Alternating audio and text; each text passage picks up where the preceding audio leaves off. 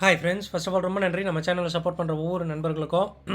இன்றைக்கி மார்க்கெட் எப்படி இருந்தது அண்ட் நாளைக்கு மார்க்கெட் எப்படி இருக்கும் அப்படின்ற ஒரு சின்ன வியூ பார்க்கலாம்.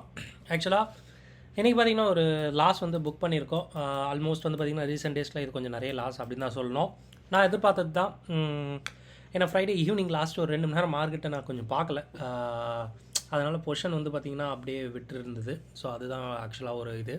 ஸோ காலையிலே மிட் கேப் நிஃப்டியில் வந்து பார்த்திங்கன்னா ஓப்பன் பண்ணும்போதே என்னோடய கன்வின்ஸ் பாயிண்ட்டை விட கீழே போனதுனால யோசிக்கவே இல்லை, கொடுத்துட்டேன். அதில் ஒரு 5000 லாஸ்ன்னு நினைக்கிறேன். அண்டு நிஃப்டியில் ஒரு டெபிட் ஸ்ப்ரெட் ஒன்று எடுத்தேன். ஸோ ஆக்சுவலாக அது வந்து கேட்டோ மாதிரி ட்ரை பண்ணலாம் அப்படின்ற மாதிரி எடுத்தேன். அது என்னென்னா அதுவுமே எனக்கு ஒரு 2000 லாஸ் பண்ணிடுச்சு. அண்ட் இன்ட்ராடேயில் மிட் கேப் நிஃப்டியில் ஒரு 1100 என்னமோ லாஸ் ஆகிருக்கு.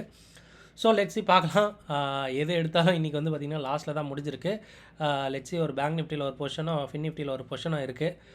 பார்க்கலாம் எப்படி ஒர்க் ஆகும் அப்படின்னு சொல்லிட்டு நாளைக்கு. அண்ட் இன்றைக்கி மார்க்கெட் எப்படி இருந்தது அப்படின்னு பார்த்தீங்கன்னா எதிர்பார்த்தது தான். பட் வந்து 2 டேஸோட லோவை கட் பண்ணி மார்க்கெட்டு வந்து வேகமாக போச்சு. கூடவே வந்து பார்த்திங்கன்னா இன்றைக்கி இந்த பிபி டைனமிக்கோட சப்போர்ட்டை வந்து பார்த்திங்கன்னா கிட்டக்க போச்சுங்க. ஸோ அதுதான் ஒரு விஷயம். இன்ஃபேக்ட் சொல்ல போனால் நிஃப்டி பேங்க் நிஃப்டி நல்ல ஒரு ரேலி இருந்தது. பட் மிட் கேப் நிஃப்டி அந்தளவு இல்லை. ஸோ ஆல்மோஸ்ட் வந்து பார்த்திங்கன்னா ஒரு 85% லாஸ் வந்து பார்த்திங்கன்னா மிட் கேப் நிஃப்டி அப்படின்றதுனால ஸோ அங்கே வந்து எந்த ஒரு இதுவுமே பண்ண முடியல. ஆக்சுவலாக மேலே ஏறிந்தால் நல்ல ஒரு ப்ராஃபிட் பொட்டென்ஷியல் ஒரு ஜஸ்ட் ஒரு 100 பாயிண்ட்டு நிஃப்டி ஏறின அளவு கூட ஏறிந்தால் கூட போதும், ஒரு சூப்பரான ஒரு ப்ராஃபிட் கிடச்சிருக்கும். பட் வந்து அது ஏறலை, அதுதான் உண்மை. பார்க்கலாம். இது வந்து நடக்கிறது தான், ஓகேங்களா? இது வந்து யூஸ்வலாக நடக்கிறது தான். பட் இன்றைக்கி வந்து பார்த்திங்கன்னா அழகாக ரெசிஸ்டன்ஸ் வந்து பார்த்திங்கன்னா உடச்சிருக்கு. லைக் எதுக்கு அப்படின்னு பார்த்தீங்கன்னா இந்த பிபி டைனமிக்கோட ரெசிஸ்டன்ஸ் அப்படிங்கிற மாதிரி கூட சொல்லலாம். ஆல்மோஸ்ட் வந்து பார்த்திங்கன்னா எனக்கு தெரிஞ்சு இந்த 25,000 நல்ல ஒரு ரெசிஸ்டன்ஸ் ஃபேஸ் பண்ணோம், அன்லெஸ் எந்த ஒரு பெரிய நியூஸ் வராத வரைக்கும் அப்படின்றது வந்து எனக்கு தோணிக்கிட்டு இருக்கு. கண்டிப்பாக நிஃப்டியில் வந்து பார்த்திங்கன்னா மற்ற விஷயங்கள் நான் பார்த்த வரைக்கும் இந்த ஸ்பீடு வந்து நாளைக்கு கண்டினியூ ஆகுமான்னு கேட்டிங்கன்னா என்னை பொறுத்தவரைக்கும் பெருசாக ஆகாது நண்பா. சின்ஸ் வந்து யூஎஸ் ஃபியூச்சர்ஸ் வந்து அப்பாக இருக்குது. பட் இது நம்ம மார்க்கெட்டில் ஆல்ரெடி ஃபேக்டர் ஆகிடுச்சு. பேங்க் நிஃப்டி ரொம்பவே நல்லா பர்ஃபார்ம் பண்ணியிருக்கு, அது உண்மை, ஓகேங்களா? பட் நிஃப்டியை பொறுத்த மட்டுக்கு ஐடி ஸ்டாக்ஸ் வந்து இன்னும் கொஞ்சம் ட்ராகில் தான் இருக்குது. இது வந்து கண்டிப்பாக யூஎஸ் மார்க்கெட்டை பொறுத்து தான் வந்து மாறும் அப்படின்றது எந்த ஒரு மாற்று கருத்தும் இல்லை. பட் இந்த ஒரு ரேலி இன்றைக்கி கொடுத்த ஒரு ரெக்கவர் வந்து பார்த்திங்கன்னா பெருசாக நாளைக்கு இருக்குமான்னு கேட்டிங்கன்னா ஒரு டவுட் அப்படின்றது தான் நான் சொல்லுவேன். அண்ட் நாளைக்கு ஃபின் நிஃப்டியோட விஷயங்கள், ஃபின் நிஃப்டி அண்ட் ஃபின் நிஃப்டியோடைய விஷயங்களை பார்க்கும்போது கிட்டத்தட்ட 23,800 வரைக்கும் கூட மேலே போகாது அப்படின்ற மாதிரி கரண்ட் ஐவி வந்து ப்ரிஃபர் பண்ணுது. பட் கம்ஃபர்டபுளாக வந்து பார்த்திங்கன்னா 23,750, 23,700 அண்டு 23,650, ஆல்மோஸ்ட் 23,600 வரைக்கும் கூட ஒரு ப்ரிஃபரபுள் ஐவி ஜோனில் இருக்குது.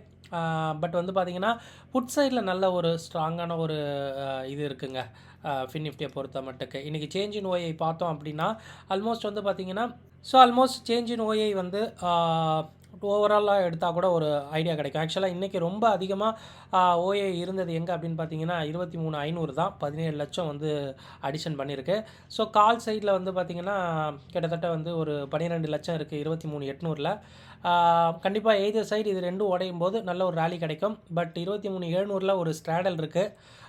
கால் சைடு தான் ஓகே இருக்குது, புட் சைடு வந்து கொஞ்சம் கம்மியாக தான் இருக்குது. பட் நாளைக்கு இன்ட்ராடேயில் இதை ஓவர் கம் பண்ணுற பட்சத்தில் மார்க்கெட் மேலே போகலாம். இல்லை கால் சைடில் ஓப்பன் இன்ட்ரெஸ்ட் வந்து டாமினேட் பண்ணுறாங்க, கால் சைடில் டாமினேட் பண்ணுறாங்கன்னா கீழே போக வாய்ப்பு இருக்குது. ஸோ 23,500க்கும் 23,800 இல்லை 23,900க்குள்ளே எக்ஸ்பைரி முடியறதுக்கான வாய்ப்பு அதிகமாக இருக்குது நண்பா. ஸோ எஃப்ஏ ஆக்டிவிட்டியில் ஒரு பெரிய ஒரு சேஞ்சஸ் இல்லை, பிகாஸ் இது வந்து ஃப்ரைடேவோட டேட்டா அப்படின்றதுனால வந்து இது ஆக்சுவலாக நம்ம டைம் ஒரு 7-8 மணிக்கு மேலே தான் அப்டேட் ஆகும். இதை செக் பண்ணுங்கள் நீங்கள் பர்சனலாக. அண்ட் இன்றைக்கி இந்தியா விக்ஸ் கிட்டத்தட்ட ஒரு 5-6% இறங்கியிருக்கு. இது நல்ல விஷயம். ஆக்சுவலாக டெபிட் எடுத்தவங்களுக்குலாம் இன்றைக்கி கொஞ்சம் காலவாரி விட்டுருக்கோம் அப்படின்னு சொல்லலாம். பட் லெட்ஸி பார்க்கலாம். ஏன்னா நான் நேற்று எடுக்கும்போதெல்லாம் கொஞ்சம் இந்தியா விக்ஸ் அதிகமாக இருக்கும்போது நான் டெபிட் எடுத்தேன். பட் இன்றைக்கி இந்தியா விக்ஸ் இறங்கும்போது ப்ரீமியம் வந்து இறங்கியிருக்கும் அப்படின்றதுனால டெபிட் கொடுத்தவங்களுக்கு கொஞ்சம் கஷ்டம். அப்படின்றதுனால எனக்கு வந்து பார்த்திங்கன்னா லாஸ் கொடுத்ததுக்கான காரணம் வந்து பார்த்திங்கன்னா இந்த ஐபியும் ஒன்று அப்படின்றது மட்டும் நம்ம தெரிஞ்சுக்கலாம். நம்ம போடுற வீடியோ கண்டிப்பாக உங்களுக்கு ரொம்ப ஹெல்ப்ஃபுல்லாக இருக்கும்னு நினைக்கிறேன். அப்படி ஹெல்ப்ஃபுல்லாக இருந்தால் கண்டிப்பாக வீடியோ மட்டும் ஒரு லைக் ஒன்று பண்ணிடுங்க. அண்ட் செக்லிஸ்ட்டை பார்த்துலாம் நண்பா. ஸோ செக்லிஸ்ட்டை ஸோ செக்லிஸ்ட்டை பார்க்கும்போது டெக்னிக்கல்ஸை நான் மார்க் பண்ணியிருக்கேன். இது வந்து பார்த்தீங்கன்னா லாஸ்ட் 2 டேஸோட ஹை அண்ட் லோ அண்ட் இது கூட வந்து பார்த்தீங்கன்னா பிபி டைனமிக்கை நம்ம ட்ரேடிங் வியூவில் நோட் பண்ணிக்கலாம். இனிஷியல் லெவல் பிரேக் அவுட்டுக்கு அப் சைடில் வந்து பார்த்தீங்கன்னா கொஞ்சம் கஷ்டம், டவுன் சைட்லேயும் கொஞ்சம் கஷ்டம், மீடியமாக இருக்குது. ஆக்சுவலாக மிடில் பாயிண்டில் இருக்குது நிஃப்டியை பொறுத்த மட்டுக்கு. அதனால் கன்சாலிடேட்டுக்கு எதிர்பார்க்கலாம் அப்படின்றத நான் சொல்லுவேன். அண்ட் பேங்க் நிஃப்டியை பொறுத்த மட்டுக்கு வந்து ஆல்மோஸ்ட் வந்து பார்த்திங்கன்னா இது மீடியமில் கிடையாது, ஆக்சுவலாக வந்து ஹையர் சைட்டில் தான் இருக்குது. ஈஸியாக பிரேக் அவுட் ஆகணும்னா இனிஷியல் லெவலில் 51,380 பிரேக் பண்ணணும். அது கூடவே பிபி டைனமிக்கும் நம்ம வந்து பார்த்திங்கன்னா யூஸ் பண்ணிக்கலாம்.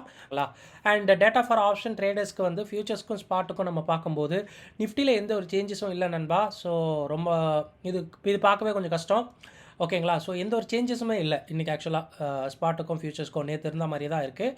பேங்க் நிஃப்டியில் ஒரு 20 பாயிண்ட் வந்து பார்த்திங்கன்னா கம்மியாக இருக்குது. பட் மிட் கேப் நிஃப்டியில் என்ன நினச்சாங்கன்னு தெரியல, ஒரு 56 பாயிண்ட் ப்ளஸ்ஸாக இருக்குது. இதை நோட் பண்ணிக்கோங்க.